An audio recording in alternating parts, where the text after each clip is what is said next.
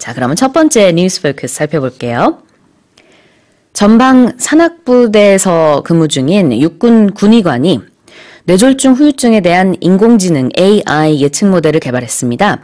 90% 이상의 예측률을 기록한 그의 연구는 세계적인 의학 잡지에 게재될 예정인데요. Let's listen to the story.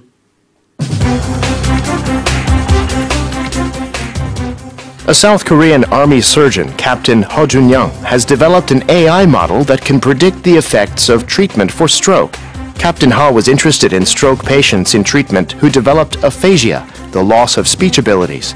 His patients would recover, but Captain Ha understood there were concerns that invasive treatments can make aphasia worse. Using more than 2,600 sets of patient data in his AI model, he was able to predict the outcomes of treatments 90% of the time, up from 70% before. The paper by Captain Ho Jun-young and his colleagues will appear in the May edition of the international medical journal Stroke.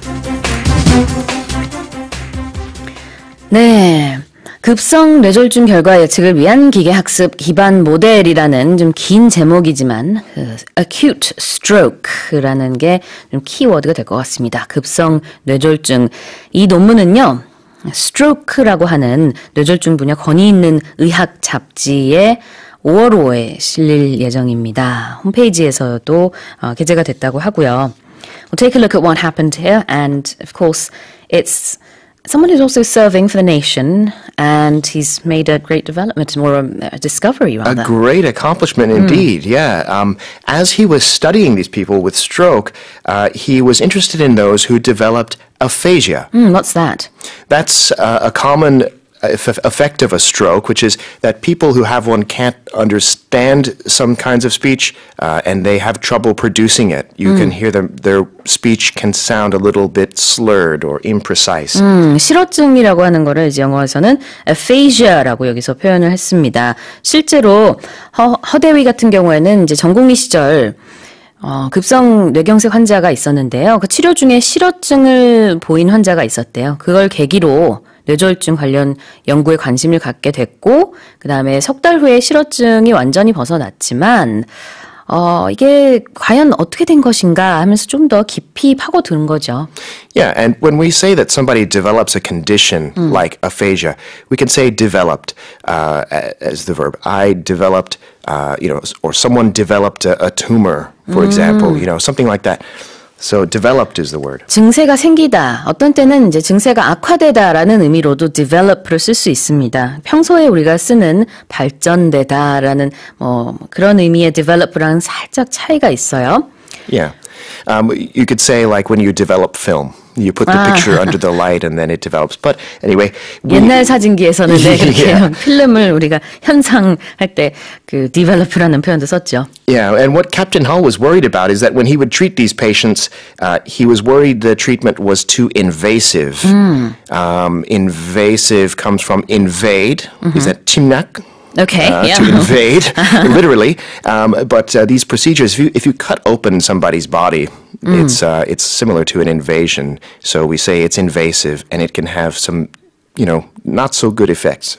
그러니까 외과적인 치료를 뜻하는 것 같아요. We're talking about something physical, right? When we talk about invasive. Precisely. 외과적인 치료, invasive treatment입니다.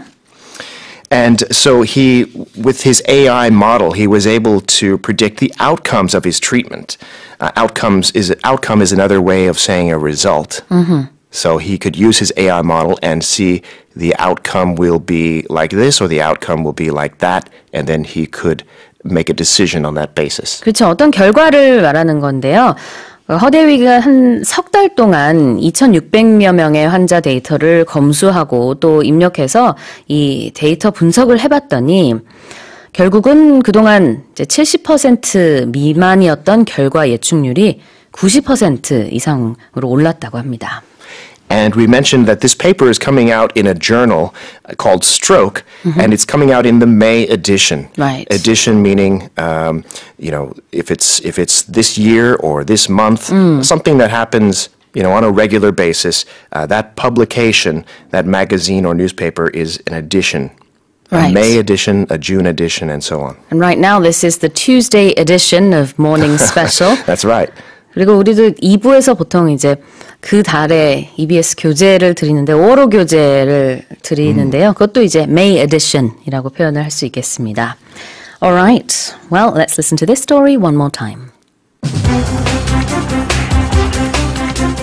A South Korean army surgeon, Captain Ho Jun-young, has developed an AI model that can predict the effects of treatment for stroke. Captain Ho was interested in stroke patients in treatment who developed aphasia, the loss of speech abilities. His patients would recover, but Captain Ho understood there were concerns that invasive treatments can make aphasia worse. Using more than 2,600 sets of patient data in his AI model, he was able to predict the outcomes of treatments 90% of the time, up from 70% before. The paper by Captain Ho Jun-young and his colleagues will appear in the May edition of the international medical journal Stroke. 자, 두 번째 뉴스 포커스 살펴볼게요. 후쿠시마 수산물 수입 금지 조치를 둘러싼 한일 무역 분쟁 결과를 두고 일본 네티즌들의 반응이 눈에 띈니다. 상식적으로 후쿠시마 수산물을 수입하는 게 문제 아닌가? 일본인들도 동일본산 안 사 먹어요. 등의 의견이 잇따랐는데요. Let's listen to the story. Netizens in Japan are criticizing their government's failed push at the WTO to get Korea to import fish and seafood from waters near Fukushima, the site of the 2011 nuclear disaster. In a typical comment, one user recognized Korea's right to ensure its people's safety, asking, "Does Japan import fish without knowing they're safe? It doesn't, but it's trying to force someone else to." High-ranking officials have weighed in too, but seem unwilling to accept the WTO's ruling. The Minister of Fisheries, Yoshikawa Takamori, said the day the ruling came out that he doesn't think it means Japanese marine products are unsafe. Foreign Minister Taro Kono, too, said the Japanese government has not changed its position.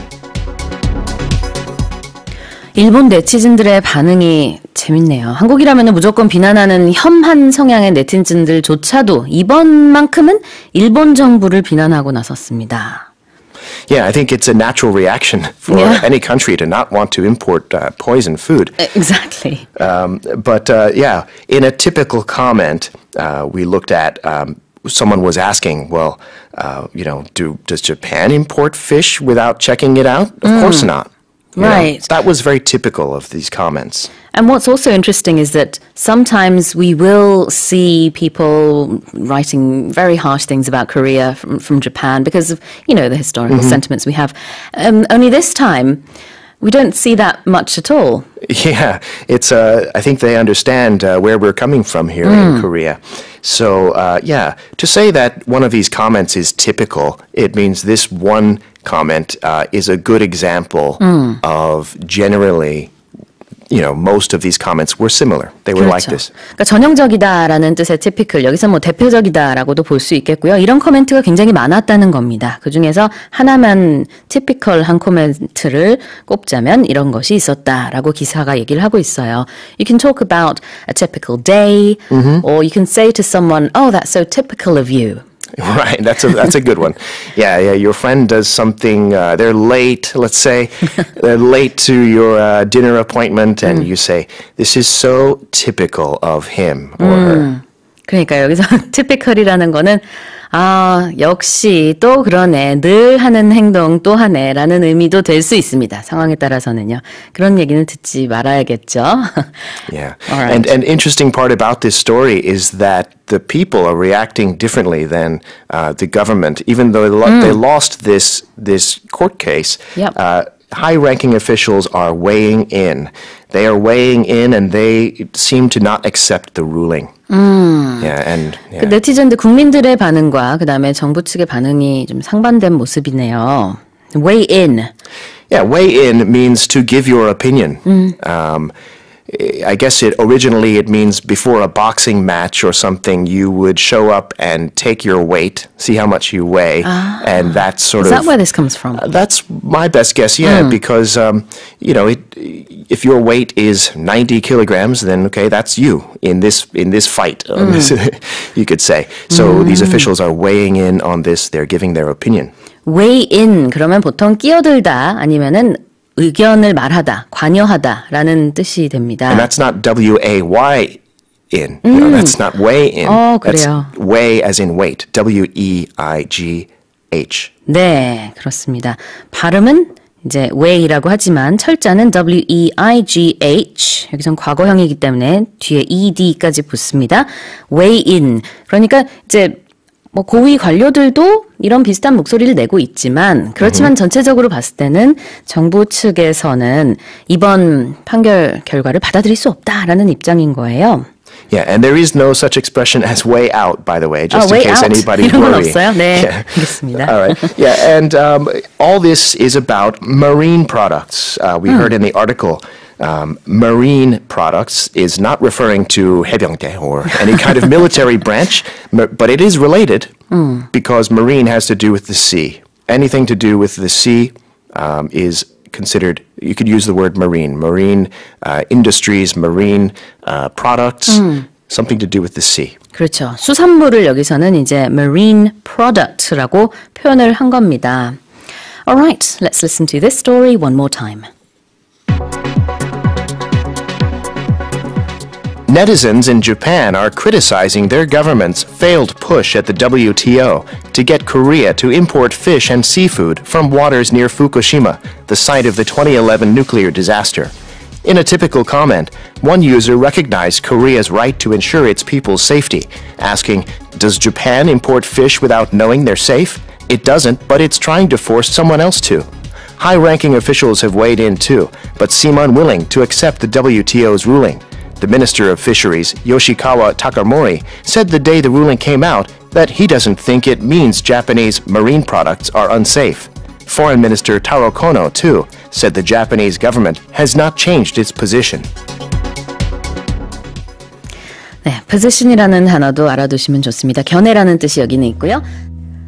자, 세 번째 뉴스 포커스 살펴보겠습니다. 지난주 세계 최대의 민주주의 선거인 인도 총선을 소개해드렸는데요. 그 규모뿐 아니라 투표소가 설치되는 이색 장소들에도 관심이 쏠리고 있습니다. Let's listen to the story. Government officials in India are crossing mountains, rivers, and deserts to make sure that all 900 million eligible voters can take part in the world's biggest election, set to last until May 19th. The rule now in India is that no one should have to travel more than 2 kilometers to take part, so election officials risk life and limb. In one case, a priest living with lions in the forest has a polling booth just for himself. And in another, poll workers need a week's time to pass through canyons and jungle just to reach a village with fewer than 250 voters. In all, there will be 1 million polling booths set up for this humongous example of democracy in action. 네, AP통신에 따르면은요, 인도 선거관리위원회는 유권자 거주지로부터 투표소까지 거리가 2km가 넘어서는 안 된다고 규정을 했대요. 그러다 보니까 정말 엄한 곳에서도 투표소를 발견할 수 있다는 거예요.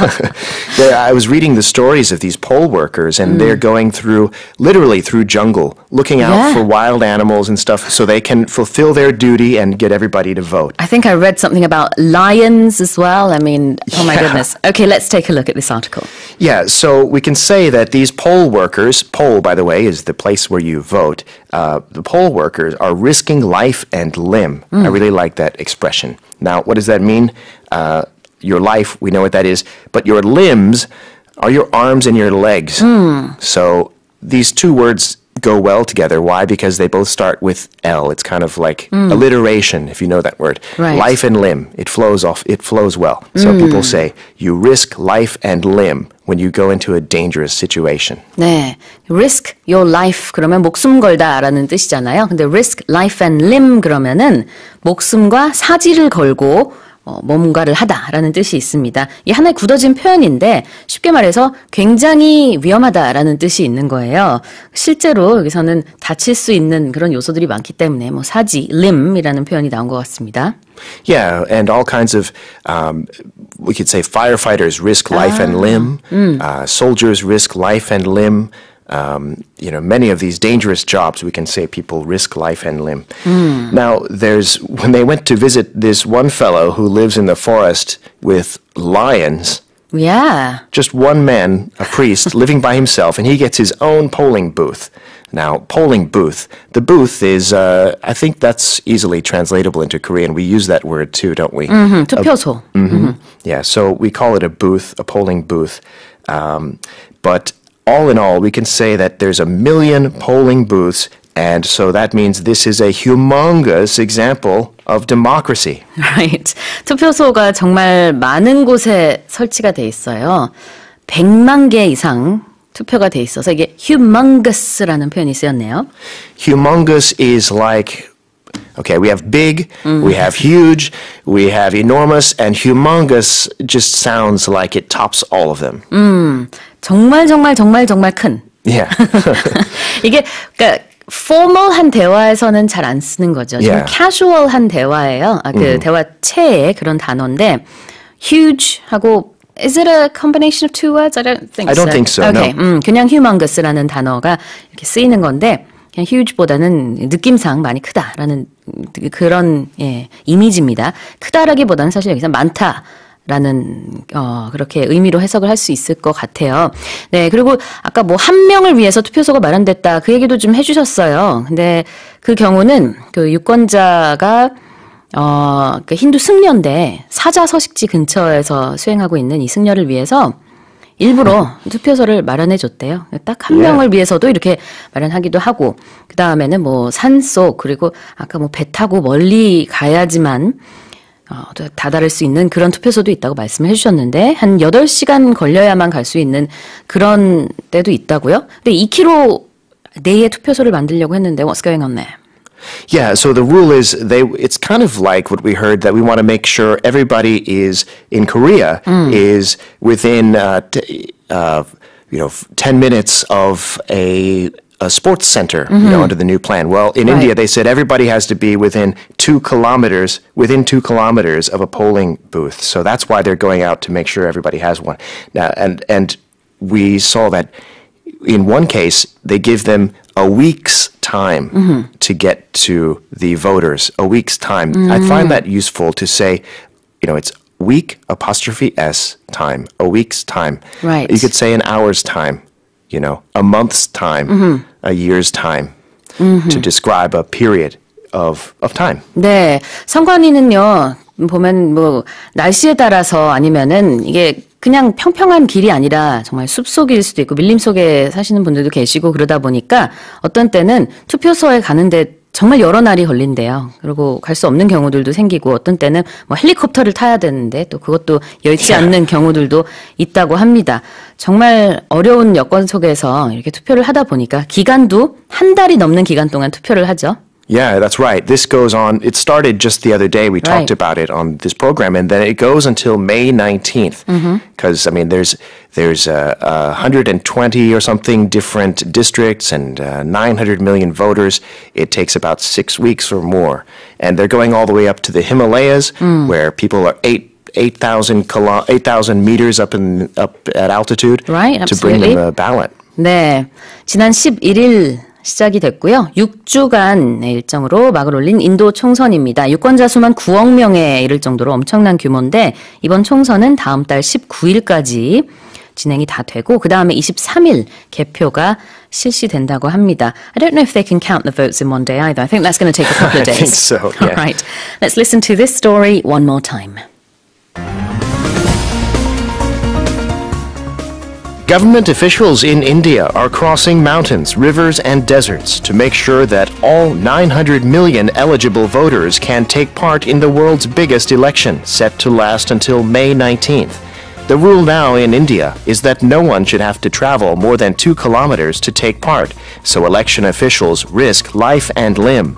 In one case, a priest living with lions in the forest has a polling booth just for himself, and in another, poll workers need a week's time to pass through canyons and jungle just to reach a village with fewer than 250 voters.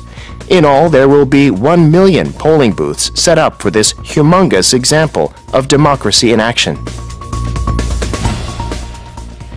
Now let's check the answer to the quiz. All right, everybody.